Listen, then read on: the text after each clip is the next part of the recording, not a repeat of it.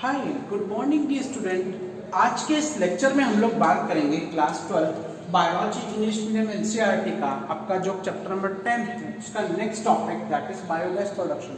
ठीक है, चैप्टर से दूर मत जाइएगा। चैप्टर हम लोग कौन सा पढ़ रहे हैं? Microbes in human welfare. First आप लोगों ने हाउस होल्ड प्रोडक्ट पढ़ लिया था, सेकेंड हम लोगों ने इंडस्ट्रियल प्रोडक्ट पढ़ लिया, थर्ड हम लोग सीवेज ट्रीटमेंट प्लांट वगैरह पढ़ रहे हैं। ठीक है ना? ठीक है, तो सीवेज ट्रीटमेंट प्लांट के अलावा बिसाइड सीवेज ट्रीटमेंट प्लांट आज हम लोग इसका सेकंड टॉपिक लेंगे, थर्ड वाले का, that is biogas production. Normally आता है बायोगैस, जैविक गैस। क्या है ये? सबसे पहला वर्ड बायोगैस।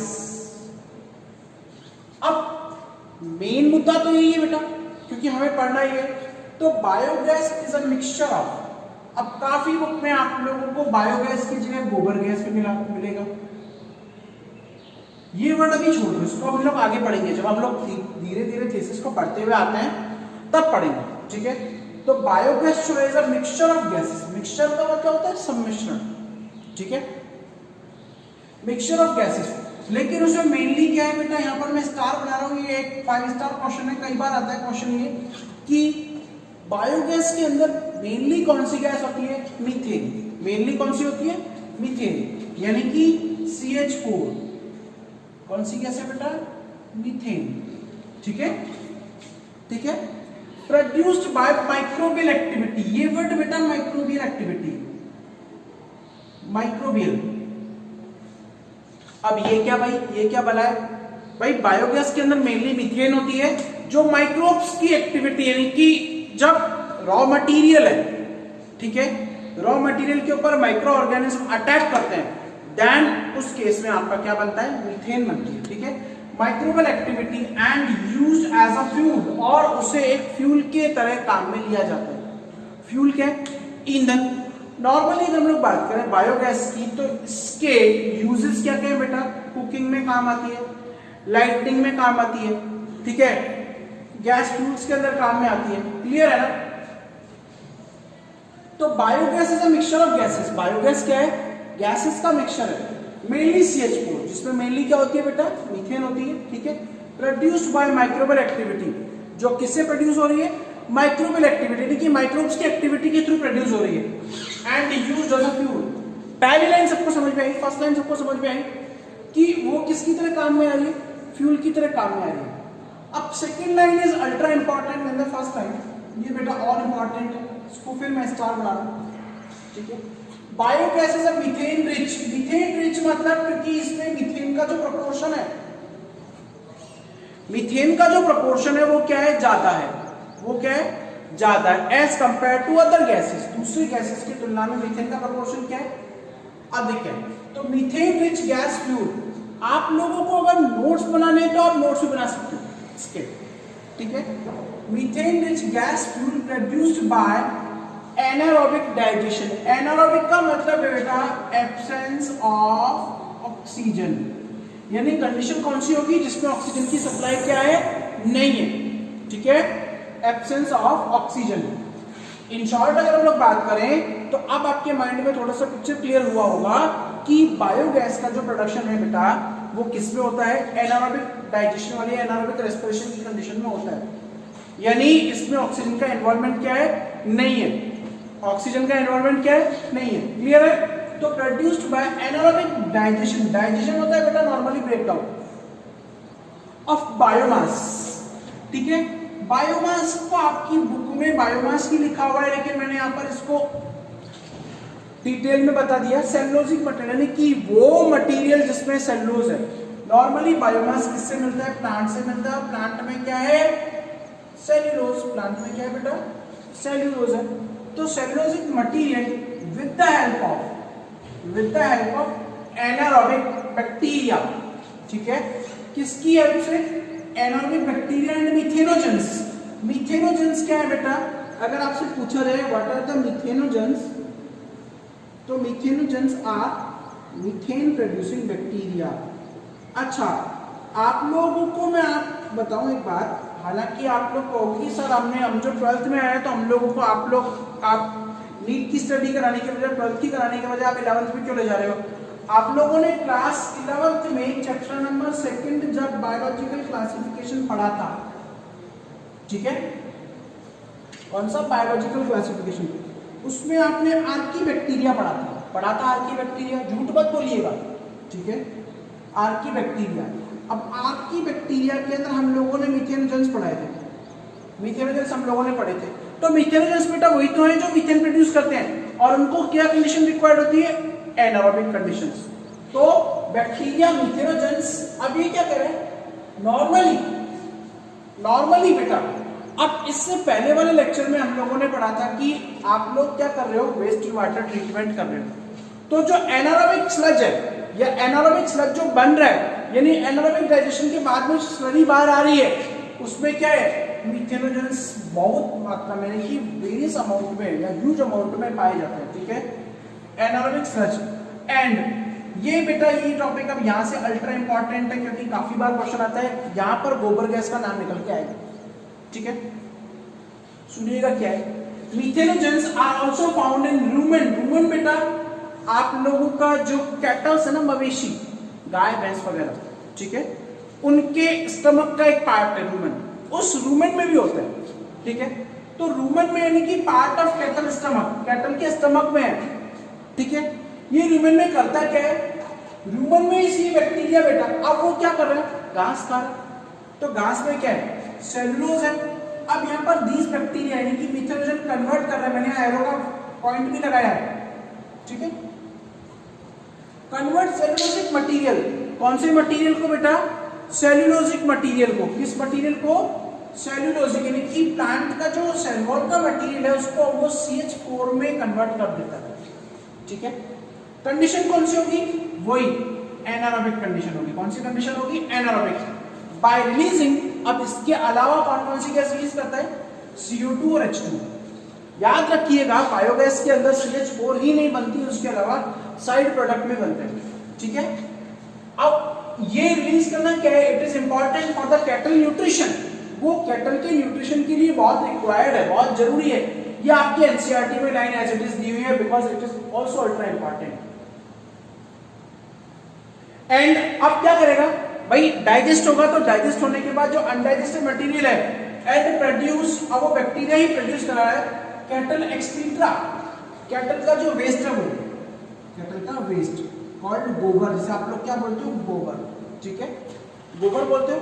अच्छा, इस गोबर को आप लोग एज अ रॉ मटेरियल, कच्चे माल की तरह काम में लेते हैं, किसके प्रोडक्शन के लिए, बायोगैस के प्रोडक्शन के लिए, इसीलिए इसका नाम क्या दिया गया, गोबर gas. That's why biogas is also named as gobar gas, इसीलिए बायोगैस को क्या बोलते हैं हम लोग, गोबर गैस बोलते हैं। क्लियर है, क्लियर है बेटा, ओके।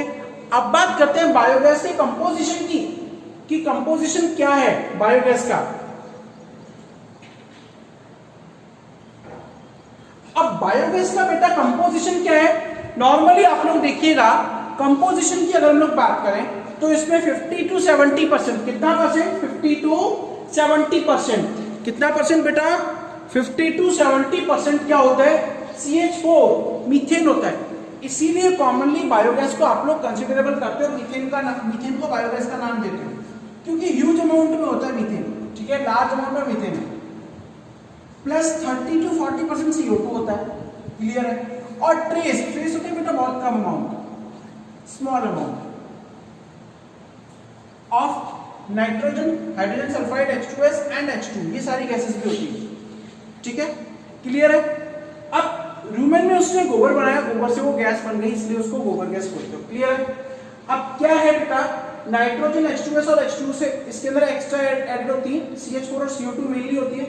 अच्छा, ये क्या करता है, इसमें 50% of consumable energy, consumable energy मतलब जो इतनी काम में आ रही हो, present in organic waste can be change in the biogas. आई बात समझ में, कि टोटल ऑर्गेनिक वेस्ट में बेटा जितनी एनर्जी है, कंज्यूमेबल एनर्जी है, उसको आप लोग बायोगैस के फॉर्म में भी बदल सकते हो, क्लियर है। अब बात करते हैं बेटा बायोगैस आर्टिफिशियली किसमें बनती है, ठीक है। तो सबसे पहले IARI, Indian agriculture research institute जो है बेटा इंडिया के अंदर, ठीक है, ठीक है, इंडियन एग्रीकल्चर रिसर्च इंस्टीट्यूट और khadi and village industry, KVIC, ये नाम आपकी दी हुई है, IARI, Indian agriculture research institute, अच्छा इसका INSTITUTE, बेटा मैं डॉक्टर वाली हैंडराइटिंग नहीं लिख रहा हूँ, ठीक है, आपको समझ में नहीं आएगा, इंस्टीट्यूट। ओके, अब ये इसका जो मेन ऑफिस है वो कहाँ है, पूसा न्यू दिल्ली में, कहाँ है, पूसा न्यू दिल्ली। ओके, और इसके अलावा khadi and village industrial commission, KVIC, इन्होंने इंडिया में सबसे पहले बायोगैस डाइजेस्टर का लॉन्च किया था, ठीक है। ये क्या है, एक बड़ा गड्ढा है सीमेंट में, कंक्रीट और सीमेंट से मिलकर बना हुआ एक गड्ढा होता है, क्लियर है। अब बायोगैस डाइजेस्टर के अंदर हम लोग क्या बात करते हैं, इसमें 2 पाइप लगे रहते हैं, ठीक है। नॉर्मली ये 20 से 30 फीट लंबा होता है, 10 से 15 फीट भी लंबा होता है, क्लियर है। अब एक पाइप तो होता है इनलेट, एक पाइप होता है बेटा इनलेट, इनलेट से क्या है, स्लरी क्या है बेटा, सुनिएगा मेरी बात, घोल होता है गोबर का और पानी का, ठीक है, ऐड किया।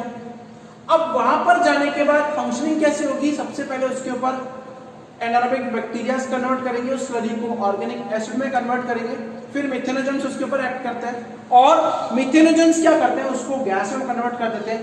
जैसे ही स्लरी आया, अच्छा इसका जो 2/3 पार्ट है, ये सुनिएगा, इस डाइजेस्टर का 2/3 पार्ट जो है वो जमीन में दबा हुआ होता है, केवल 1/3 पार्ट ही जमीन के बाहर दिखाई देता है। ऐसा क्यों, क्योंकि बेटा गैस जो बनती है वो एक ब्लास्ट के फॉर्म में बाहर आती है, ठीक है, तो बहुत बड़ा खतरा ना हो, ब्लास्ट ना हो, इसलिए उसको जमीन में दबा के बनाते हैं, क्लियर है। अब स्लरी को ऐड किया, अंदर क्या थे, आपके बैक्टीरिया। अब मैंने बताया था कौन से, आपने आर्की बैक्टीरिया में मिथेनोजेंस पढ़े थे, जो क्या करेंगे, इस स्लरी को किसमें कन्वर्ट कर देंगे, CH4 में, और CH4 क्या है, इस गैस कलेक्टर के अंदर आकर कलेक्ट हो जाएगी, और जो आउटलेट है, जो यहाँ पर नोजल लगा हुआ है, इस आउटलेट से आप लोग क्या करोगे, गैस को कलेक्ट कर लोगे, क्लियर है, क्लियर है भाई। स्लरी हमने डाला, इनलेट किया पाइप के थ्रू, गैस बना। अब जो रिमेनिंग मटेरियल है, जो वेस्ट है, उसे आप लोग एज अ मैन्योर, यानी कि खाद के रूप में उपयोग में लेकर हम लोग बाहर निकाल देते हैं, क्लियर है ना बेटा, क्लियर है। तो ये इस तरीके का आपका बायोगैस डाइजेस्टर होता है, लेकिन मेन बात है कि इसका 2/3 पार्ट जमीन में होता है, क्यों, क्योंकि गैस का ब्लास्ट ना हो इसलिए, ठीक है। ओके, अब बात होता है कि इसमें प्रोसीजर क्या है, प्रोसीजर क्या है, जो आपका बायोमास है बेटा, बायोमास की बात करें हम लोग, ठीक है ना। ये फ्लोचार्ट बेटा क्वाइट और अल्ट्रा इंपॉर्टेंट है, काफी बार बच्चों को मदद मिलती है इसे समझने के अंदर। अब बायोमास में क्या है, सेल्यूलोज है, फैट है, फैट में आप लोग लिपिड भी लिख सकते हो, ठीक है, प्रोटीन है, हेमीसेल्यूलोज है। हालांकि सेल्यूलोज क्या होता है, स्टार्च है, कार्बोहाइड्रेट है, तो सेल्यूलोज को आप लोग कार्बोहाइड्रेट बोल सकते हो, ठीक है। सबसे पहले इनका कन्वर्ट किया जाता है, इनको कन्वर्ट किया किसमें, यानी इनका क्या कर दिया, डाइजेशन कर दिया, ब्रेक डाउन कर दिया, किसमें, सिंपल और सॉल्युबल ऑर्गेनिक कंपाउंड। जैसे सेल्यूलोज को ग्लूकोज में बदल दिया, अब सेल्यूलोज को आप लोग स्टार्च में बदल दो, ठीक है, या फिर ग्लूकोज में बदल दो, फैट को आप लोग फैटी एसिड में बदल दो, ठीक है, प्रोटीन को अमीनो एसिड्स के अंदर बदल दो, क्लियर है।